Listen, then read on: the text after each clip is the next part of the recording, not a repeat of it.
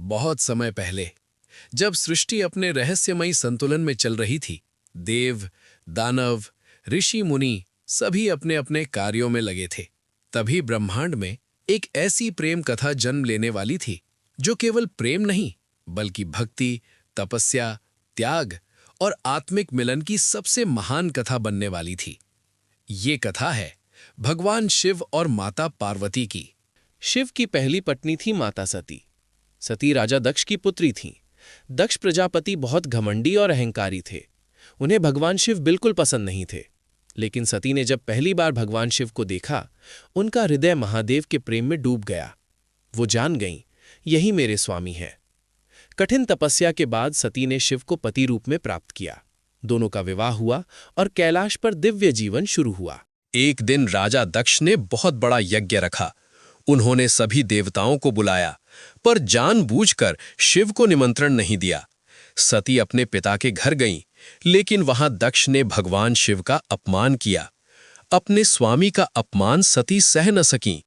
यज्ञ अग्नि के सामने उन्होंने प्रण लिया, जिस शरीर ने ऐसे पिता से जन्म लिया, वो शरीर अब मेरे किसी काम का नहीं, और योगाग्नि से अपने शरीर का त्याग कर दिया। जब भगवान शिव को सती के देह त्याग का पता चला, पूरा ब्रह्मांड कांप उठा। महादेव का हृदय टूट गया। उन्होंने क्रोध में अपनी जटा से वीरभद्र को उत्पन्न किया। वीरभद्र ने दक्ष का यज्ञ नष्ट कर दिया। शिव सती के शरीर को उठाकर पूरे ब्रह्मांड में घूमने लगे। उनका दुख इतना गहरा था कि सृष्टि का संतुलन डगमगाने लगा। फिर भगवान विष्णु ने अपने सुदर्शन चक्र से सती के शरीर के टुकड़े किए, जो धरती पर अलग अलग स्थानों पर घिरे, और वही बने शक्तिपीठ। उसके बाद शिव कैलाश पर लौट गए और गहरी समाधि में लीन हो गए। उन्होंने संसार से खुद को अलग कर लिया। समय बीतता गया।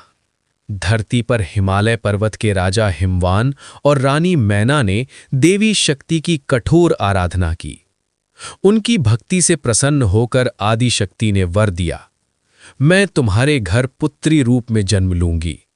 और फिर जन्म हुआ देवी पार्वती का। पार्वती बचपन से ही अद्भुत थीं। उनके भीतर दिव्य तेज था।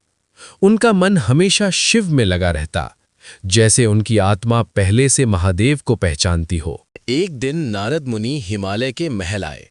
उन्होंने पार्वती को देखकर कहा, देवी, आपका जन्म स्वयं महादेव को पुनः प्राप्त करने के लिए हुआ है। तभी से पार्वती ने मन ही मन प्रण लिया कि मैं विवाह करूंगी तो केवल शिव से। वो प्रतिदिन शिव की पूजा करतीं, उनके लिए पुष्प चुनतीं, उनके नाम का जाप करतीं। फिर एक दिन उन्होंने कैलाश के समीप ध्यानमग्न शिव को देखा। राख से सजा शरीर, जटाओं में गंगा, मस्तक पर चंद्रमा, गले में सर्प। ये कोई साधारण योगी नहीं था, ये स्वयं महादेव थे। पार्वती का प्रेम और भी गहरा हो गया। उसी समय एक भयानक असुर तारकासुर में तीनों लोकों में आतंक मचा रखा था। उसे वरदान था कि उसे केवल शिवपुत्र ही मार सकता है, लेकिन शिव तो समाधि में थे। विवाह का कोई विचार नहीं। देवताओं ने ब्रह्मा से उपाय पूछा। ब्रह्मा बोले, शिव और पार्वती का मिलन ही संसार की रक्षा करेगा। देवताओं ने प्रेम के देवता कामदेव को भेजा। वसंत ऋतु आई, फूल खिले, मंद पवन बहने लगी। कामदेव ने पुष्प बाण चलाया। शिव की समाधि टूटी, लेकिन महादेव समझ गए कि उन्हें ध्यान से भंग किया गया है। क्रोध में उनका तीसरा नेत्र खुला और कामदेव भस्म हो गए। पूरा वातावरण भय से भर गया, लेकिन पार्वती पीछे नहीं हटी। पार्वती ने ठान लिया, यदि सच्चा प्रेम है तो मैं तब से महादेव को प्राप्त करूंगी। उन्होंने राजमहल छोड़ दिया, घने जंगलों में चली गईं। पहले फल खाए, फिर केवल पत्तों पर रहीं, फिर पत्ते भी छोड़ दिए। सालों तक कठोर तपस्या की। धूप, वर्षा, सर्दी, कुछ भी उनकी साधना को डिगा न सका। ऋषि मुनि भी उनकी तपस्या देखकर हैरान रह गए। उनकी यही तपस्या उन्हें अपर्णा नाम दिलाती है, जो पत्ते तक न खाए। महादेव पार्वती की भक्ति से प्रसन्न हुए, लेकिन उन्होंने उनकी परीक्षा लेने का निर्णय लिया। वो एक साधु का वेश धारण करके आए और बोले, तुम उस शिव से विवाह क्यों करना चाहती हो? वो शमशान में रहते हैं, भस्म लगाते हैं, सर्प पहनते हैं, उनके पास धन दौलत कुछ नहीं। पार्वती मुस्कुराईं। उन्होंने कहा, आप चाहे कुछ भी कहें, मेरे लिए शिव ही सत्य हैं।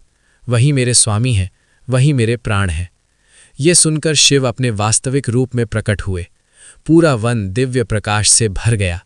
शिव बोले, देवी, तुम्हारी भक्ति ने मुझे जीत लिया। फिर आया वो दिव्य दिन जब शिव की बारात निकली। क्या अद्भुत बारात थी। भूत, प्रेत, गण, योगी, नाग, सिद्ध, देव सभी साथ थे। कोई हंस रहा था, कोई नाच रहा था।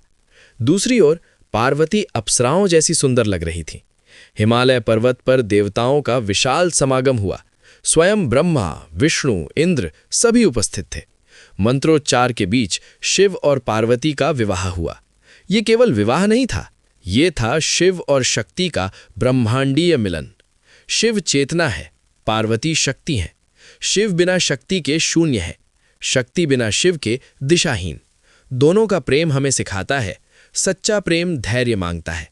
भक्ति से असंभव भी संभव होता है। प्रेम केवल रूप नहीं, आत्मा का मिलन है। त्याग और सम्मान ही रिश्ते की नींव है। विवाह के बाद कैलाश पर सुख और आनंद छा गया। इसी दिव्य मिलन से जन्म हुआ भगवान गणेश, भगवान कार्तिकेय। ये परिवार प्रेम, ज्ञान, शक्ति और संतुलन का प्रतीक बना। शिव और पार्वती की प्रेम कथा हमें सिखाती है कि सच्चा प्रेम पाने के लिए धैर्य, समर्पण और विश्वास जरूरी है। पार्वती ने सालों तप किया, शिव ने अपने टूटे हृदय को फिर खोला, और तभी जन्म हुई दुनिया की सबसे महान प्रेम कथा। वीडियो अच्छा लगा हो तो लाइक कीजिए, सब्सक्राइब कीजिए। हर हर महादेव।